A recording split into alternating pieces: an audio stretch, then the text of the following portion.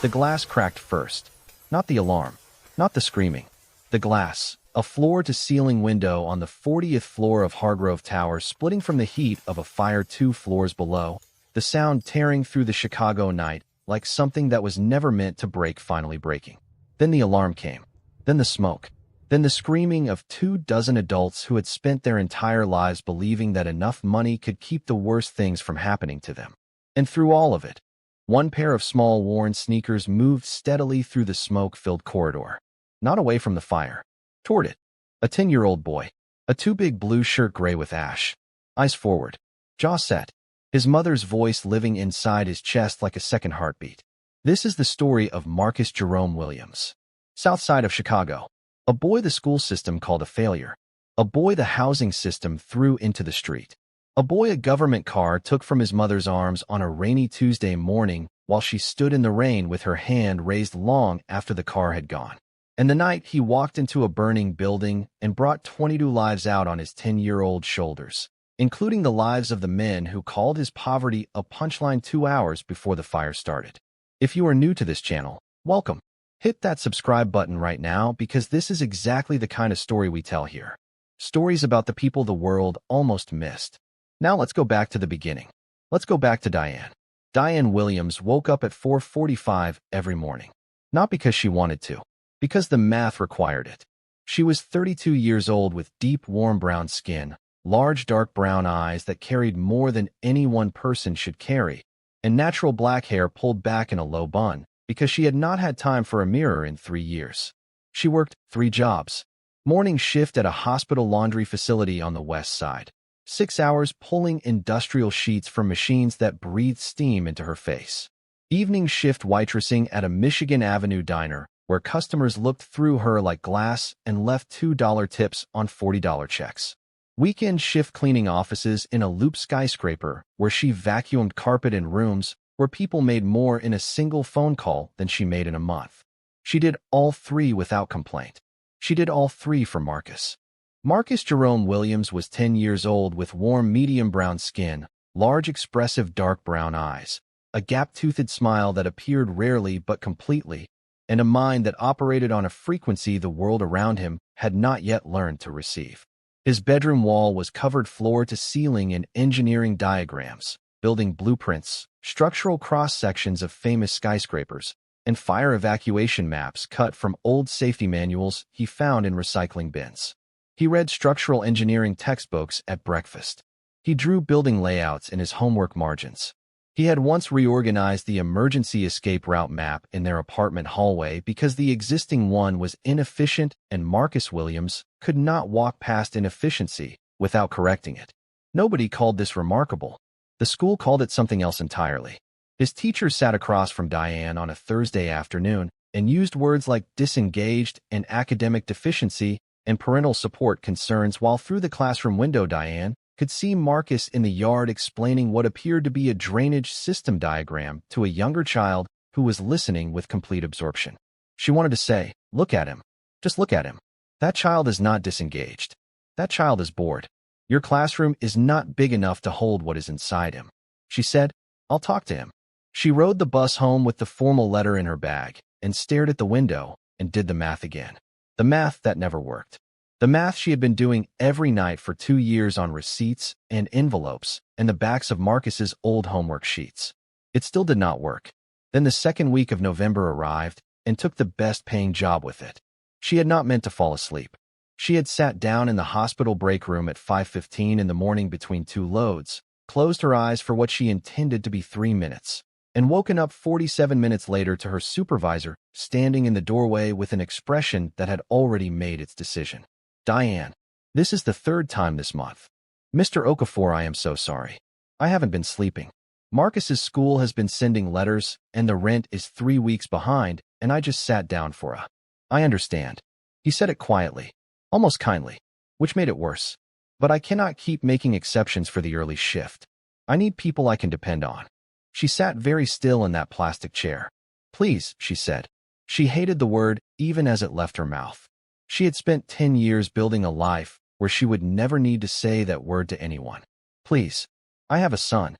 I just need a little more time to." "I'm sorry, Diane." She collected her jacket and her locker key and walked out into the dark Chicago morning and stood on the sidewalk under the streetlight and looked at her phone calculator. Ran the numbers without the hospital job. Stared at the result. Closed the app. Then she straightened her jacket and walked to the bus stop for her second job. Because Marcus needed breakfast. And breakfast did not wait for grief. 3 weeks later, the landlord knocked. Ms. Williams, the eviction notice has been filed as discussed. You have 48 hours. Diane stood in the doorway in her diner uniform. She did not take the papers he held out. I have most of it. If you give me 2 more weeks, I can cover the full balance, and next month as well. I just lost a job, but I am already replacing it. And if you could just... Ms. Williams. His voice was not cruel. It was something worse than cruel. It was finished. We have been through this 3 times. I am sorry.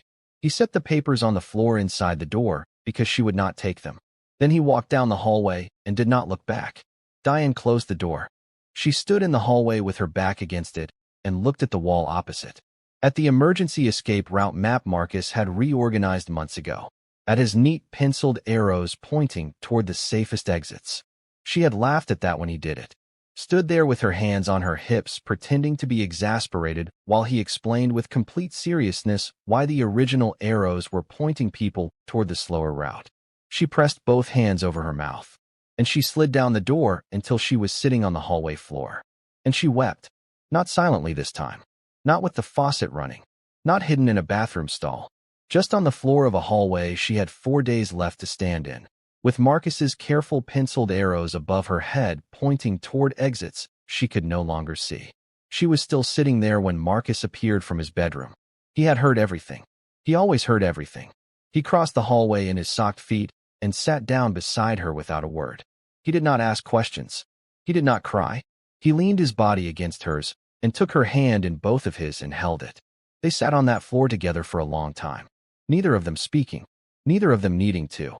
The church deacon on 43rd Street let them use the storage cabana behind the building. It was not a home. It was 4 thin walls and a corrugated roof and a concrete floor that held the cold all the way through to April.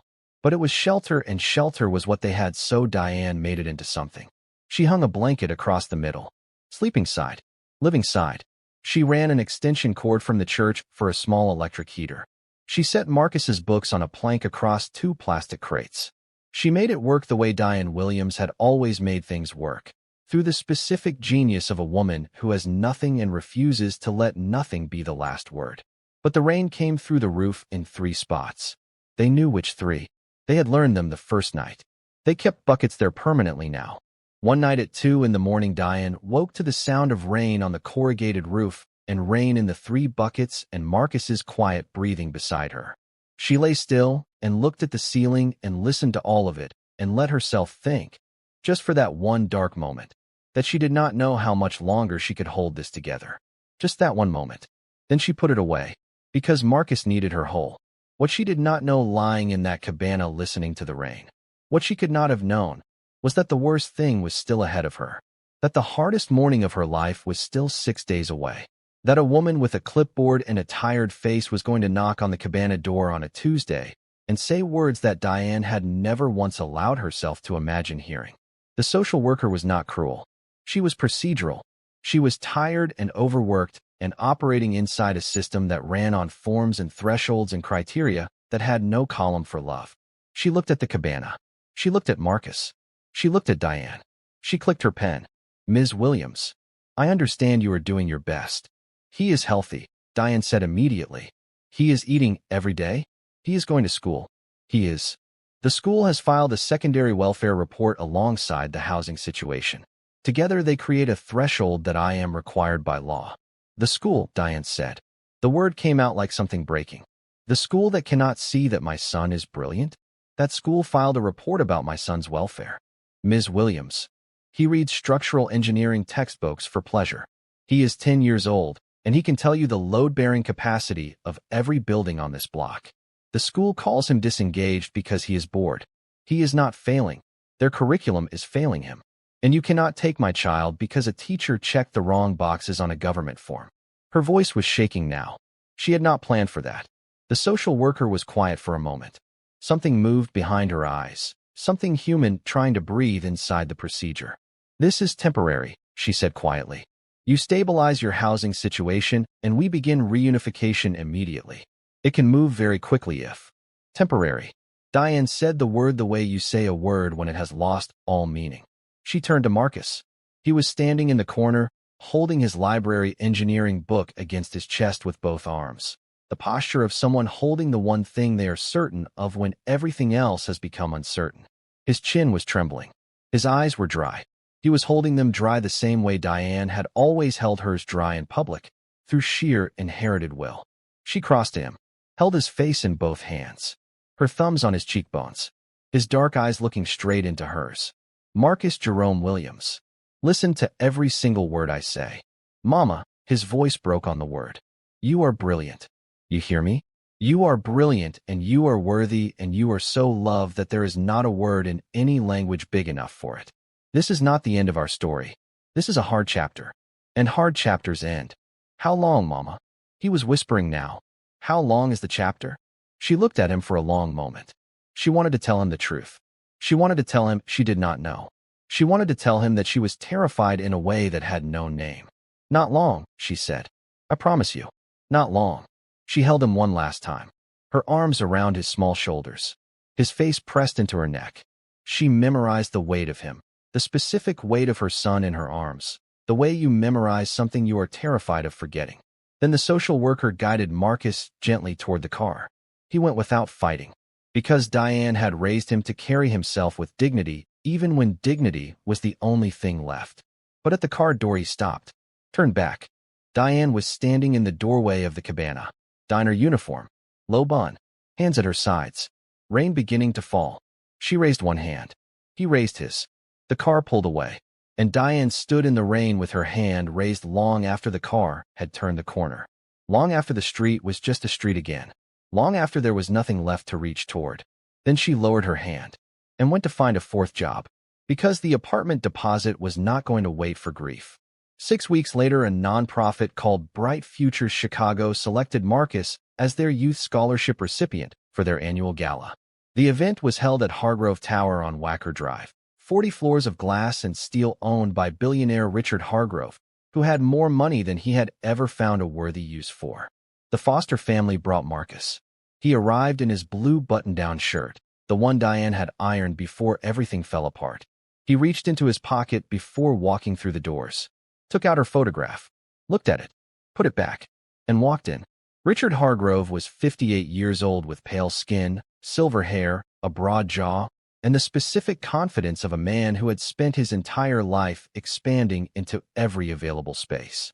He approached Marcus within 10 minutes, not warmly, but with the curiosity of a man who has never had to consider that a child in a cheap shirt might be worth his attention. So, our scholarship boy, what do you want to be when you grow up?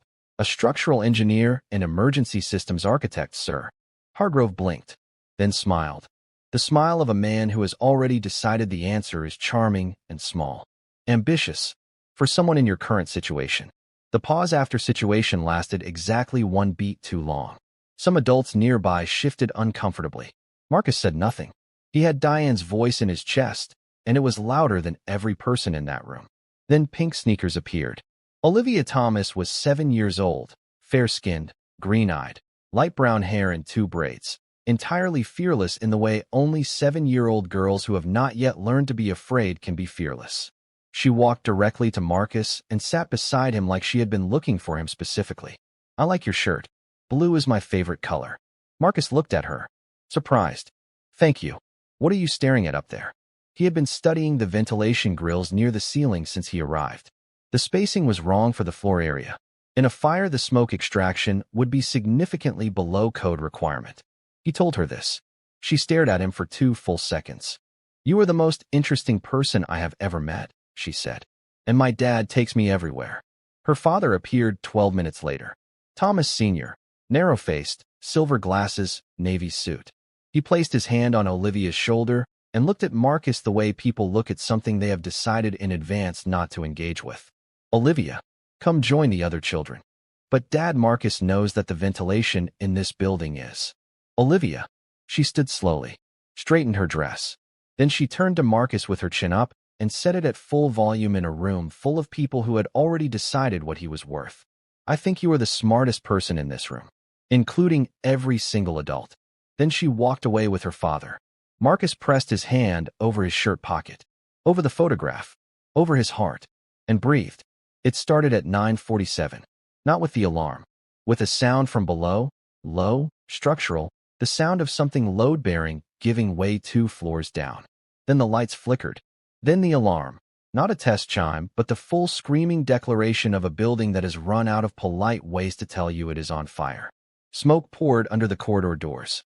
Emergency lighting strobed red. The 40th floor ballroom erupted into chaos. The fire marshal appeared at the door. Stairwell A compromised by smoke. Stairwell B positioned directly above the fire origin. Both exits unavailable. Hargrove spun in the center of the room. This man who commanded companies, who moved markets, who had never met a problem money could not reshape. For the first time in his adult life, he had no answer. Then what do we do? He screamed. Not one person in that room responded. The smoke was getting thicker. Children were coughing. Olivia found Marcus's sleeve in the chaos and held it. Marcus was not looking at Hargrove. He was looking at the ceiling, at the ventilation grills, then at an unmarked gray door at the far end of the ballroom, half hidden behind a decorative panel. Then at the emergency lighting strip running along the base of the west wall. Something assembled itself in his mind, built from 2 years of Saturday mornings in a library chair, while his mother worked 4 jobs and visited every Wednesday, and held his face in her hands before she left. He crossed to the fire marshal. Sir, that gray door at the west end, that is the original service corridor. It runs the building perimeter and connects to the mechanical stairwell on the west side. Does that stairwell reach the Madison Street secondary ground exit? The marshal stared at him. How do you know about the secondary? Does it? Yes, but it hasn't been certified in. Both certified stairwells are compromised. The mechanical stairwell is the only route not directly above or adjacent to the fire origin. The smoke on this floor reaches unsafe respiratory levels in approximately 4 minutes. Can someone open that door, please? Complete silence. 22 adults and 5 children looking at a 10-year-old boy. Hargrove looked at the smoke, looked at Marcus, and something happened in his face that had probably not happened in decades. The last of his pride dissolved quietly in the smoke, and he stepped aside. The marshal used his master key. The gray door opened into darkness and dust, an old building, and the distant roar of fire from 2 floors below. Nobody moved. Then Olivia walked to Marcus's side and stood there. I'm going with Marcus. Her father reached for her arm. She looked up at him. Daddy. He knew about those ventilation grills before the fire started. He has known this building since the moment we walked in. He is the only person here who knows what to do. Thomas Sr. looked at his daughter, looked at Marcus, and slowly released her arm. Marcus took the emergency flashlight from the wall mount, clicked it on, turned back to the room that had laughed at his shoes and called his poverty a punchline, and pulled their children away from him like his circumstances were something they could catch. Single file, he said. Stay close. Don't run. And he walked into the dark. All 22 of them followed. 5 billionaires. Their children. 12 staff members. Following a 10-year-old boy in a too big blue shirt through a dust-filled service corridor 40 floors above Chicago while the fire roared below them. At one junction, Marcus redirected them left without hesitating. The right passage ran over the fire's origin point, and the floor integrity could not be trusted. The fire marshal looked at the right passage, then followed Marcus left without another word. Diane's voice the whole way through. Steady, baby. Steady. 3 minutes that felt like 30 years. Then a door with a green exit sign above it. Marcus pushed it open and cool Chicago air rushed in, and behind him 22 people exhaled like one person. She saw it on the diner television at 9:58. Fire at Hargrove Tower. 40th floor. Children among those trapped. Diane set down her tray. Very carefully. The way you set things down when your hands have stopped receiving instructions from your brain. She thought about the blue shirt. The photograph. The hand in the car window getting smaller until it was gone. She took off her apron. Her manager said her name. She was already through the door. She ran. Not jogged. Ran. 6 blocks in her diner uniform and work shoes on the Chicago sidewalk, because her son was somewhere inside a burning building, and there was no version of this night in which Jerome Williams stopped moving toward him. The police barrier stopped her body. Nothing else stopped. My son is in there. He is 10 years old. His name is Marcus Jerome Williams, and he is in that building, please. Ma'am, we have firefighters on every. Marcus. She screamed his name at 40 floors of glass and smoke and emergency lighting. She screamed it the way you scream something when screaming is the only thing left that feels like doing something. Then a radio crackled. Group emerging from Madison Street secondary exit. West side ground level. 22 individuals. All accounted for. Diane stopped breathing for one full second. Secondary exit, she whispered. She moved before the sentence finished. The metal door on Madison Street opened from the inside. The first person through was a 10-year-old boy. Stood on his face. His too big blue shirt gray with dust. A flashlight in his hand that he was already passing to a firefighter. Behind him, 22 people who were alive because of where his feet had taken them. The emergency workers surged forward. Cameras turned. And across all of it, across the smoke and the noise and the flashing lights and the crowd, Marcus looked up and found her, Diane, standing at the edge of everything in her diner uniform with her work badge still on her chest. Rain in her hair. Eyes full of 6 weeks. He ran. She dropped to both knees on the Madison Street sidewalk and caught him and held him with everything she had. Her whole body, her whole self, every Wednesday visit, and every fourth job, and every night lying in the cabana listening to the rain in the 3 buckets. She rocked him the way she had when he was small enough to be rocked, and said his name the way she had said it to herself every single day since the car took him. Marcus Jerome Williams. Marcus Jerome Williams. He pulled back, looked at her face, reached up and wiped her tears with his thumb, one side then the other.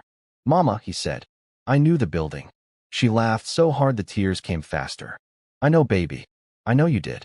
Olivia pushed through the crowd and stood in front of Marcus and held out her palm flat, waiting for the handshake he had never finished teaching her. He looked at her ruined white dress and her one remaining pink sneaker and laughed the freest laugh of the entire night. He showed her step by step until she got it right. Thomas Sr. watched his daughter from 3 feet away. Then he looked at Diane. He nodded, the nod of a man who had followed a child through darkness and arrived, finally, at something like clarity. Before 48 hours had passed, Richard Hargrove called Diane directly. No lawyers. No press release. He bought a 2-bedroom apartment in Lincoln Park outright in Diane's name. He said only, it doesn't make us even, but it's a start. All 5 billionaires established a trust fund for Marcus's education. The city of Chicago launched a full investigation into Hargrove Tower's fire safety violations Marcus's knowledge had directly exposed.